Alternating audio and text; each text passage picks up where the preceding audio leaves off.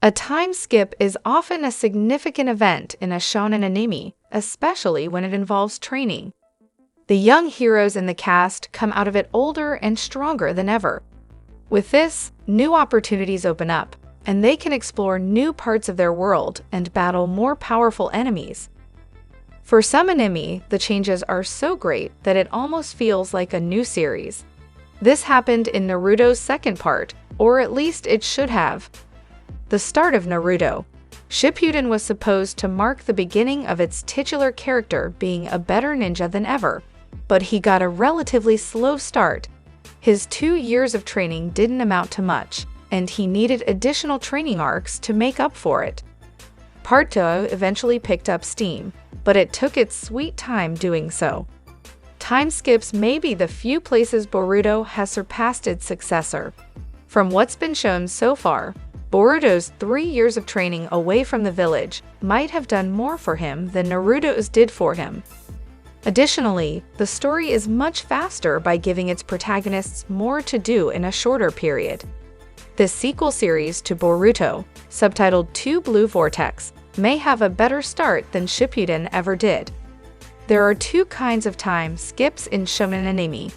One is where the protagonists have beaten a powerful villain and experience an extended period of peace.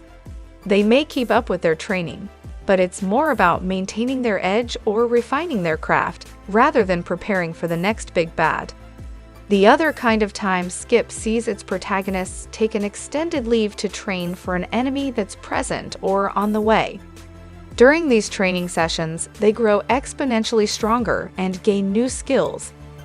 If they grow noticeably older, they may also gain a new look or outlook on life. Naruto's time skip was supposed to accomplish these things, but it didn't.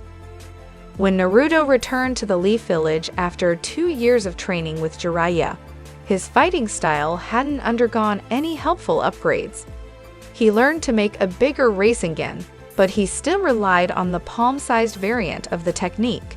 He also managed to summon a giant shuriken, but he used it once, failed, and never used it again. His most impressive power-up was using the Nine Tails chakra to sprout up to 4 tails and shoot Biju bombs, but he was discouraged from using it. Other than this, Jiraiya only helped him master his fundamentals. To make matters worse, Naruto had a poor win streak following the time skip.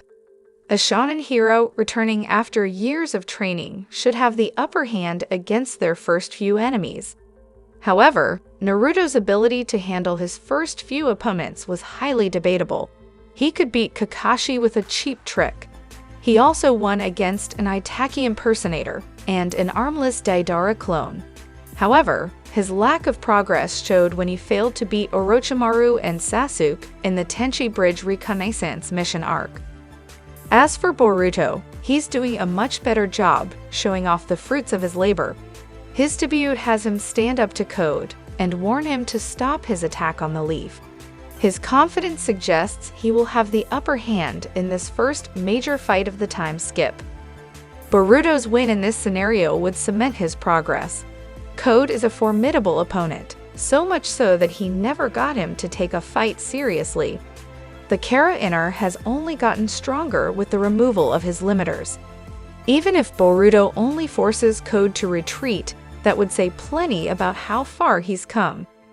Additionally, Boruto has showcased some moves much different from what he used before the time skip.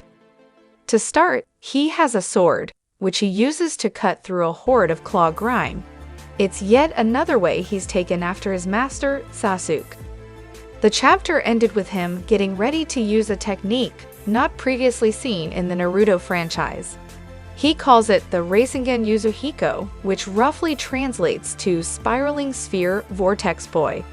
It's unknown what this technique does, but the name, stance, and chakra flow suggest Boruto will create a Rasengan that encases his body. Another plot point that could be sped along will be Boruto's reunion with Kaweki and all his old friends. Since all these ninjas are in the Leaf, they will likely converge on Boruto's location once they've dealt with the claw grime on their respective battlefronts.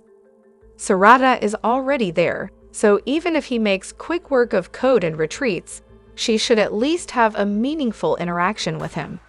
Either way, this scenario has the ideal setup for some good character drama, unlike anything from the start of Shippuden. 2 Blue Vortex is shaping up to be a worthwhile sequel so far. At the very least, it does more in its first few chapters to build up expectations than Shippuden did in several times that length. There's no telling how well this new Boruto series will do compared to its predecessor, but if it maintains this fast pace and hype, it should have a bright future.